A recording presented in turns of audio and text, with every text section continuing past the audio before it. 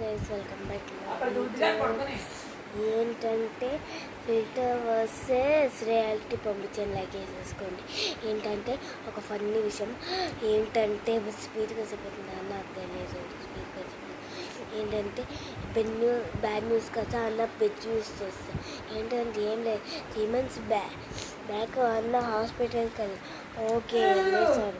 ఇప్పుడు వచ్చి మీకు అనుకోవచ్చు కానీ అక్క కాదు, నా పేరు నేను అనౌన్స్మెంట్ చేయను. ఏంటంటే కానీ వీడియోస్ ఎందుకు లేట్, ఇదే యాక్చువల్లీ మెయిన్ వీడియోస్ లేట్ అవుతుంది.